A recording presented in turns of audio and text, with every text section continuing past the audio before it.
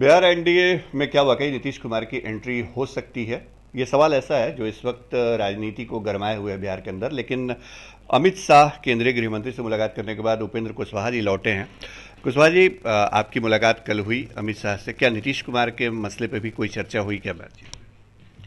देखिए, बातचीत का विषय कोई निर्धारित नहीं था कि किन विषयों पर बात होनी है। मुलाकात थी और स्वाभाविक रूप से अभी के समय में मुलाकात का मतलब राजनीतिक चर्चा तो हो ही जाएगी।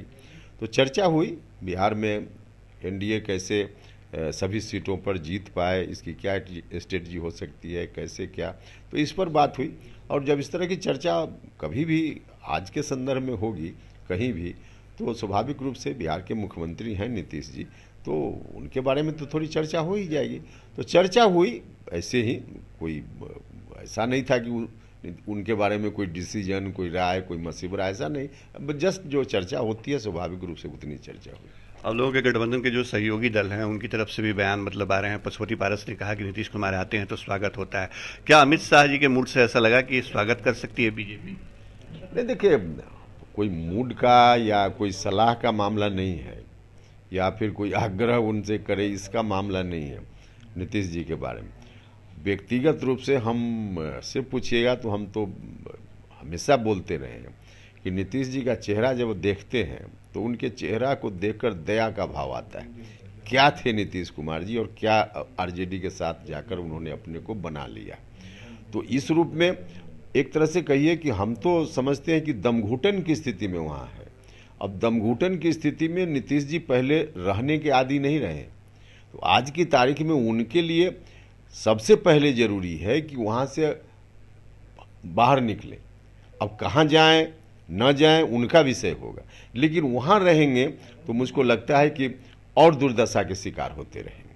लेकिन जेडीयू के राष्ट्रीय अध्यक्ष ने आज कहा कि नीतीश कुमार अब बीजेपी की तरफ देखेंगे नहीं, बीजेपी से 7 जन्म में रिश्ता नहीं हो सकता है, और कई बातें उन्होंने कही हैं। तो ये लगता है कि जेडीयू अपने स्टैंड पे अभी भी कायम है जो आप कह रहे हैं उसके बीच? देखिए, जेडीयू का स्टैंड ललन सिंह जी के बयान से जोड़कर अब मत देखिए।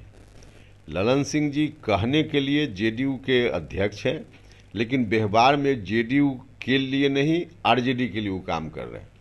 कोई भी स्टेटमेंट उनका होगा, नीतीश जी का उससे नुकसान होगा कि फायदा होगा, इस बात का बिल्कुल ध्यान नहीं। आरजेडी का फायदा होगा कि नुकसान होगा, इस बात को ध्यान में रखकर बोलते हैं, और वही बात बोलेंगे जिससे आरजेडी को फायदा हो। तो इसलिए इस तरह का स्टेटमेंट देते हैं ललन सिंह जी। एक चर्चा ये भी कुशवाहा जी कि जिस तरह नीतीश कुमार को लेकर के अमित शाह पहले हमलावर रहे, इस बार जो उनका दौरा बिहार में हुआ वो निशाना उतना सीधा नहीं था। तो क्या ये चर्चा को और बल दे रहा है कि बीजेपी के साथ कोई गुंजाइश बन रही है नीतीश कुमार की? देखिए, ऐसे भी अब जो राजनीति का परिदृश्य बन रहा है उसमें आरजेडी, हेडेड बाई आरजेडी ना, बिहार में महागठबंधन या इंडिया गठबंधन है, तो हेडेड बाई आरजेडी है, तो आरजेडी सामने दिखेगा तो अटैक उस पर होगा ना। अब नीतीश जी कोई फैक्टर हैं क्या?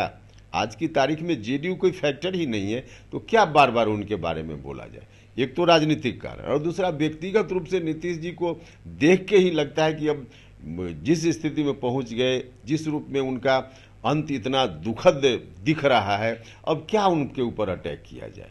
तो इसलिए ऐसी स्थिति है, बाकी कोई ऐसा नहीं कि कोई जानबूझकर अटैक नहीं करना या करना, ऐसा नहीं।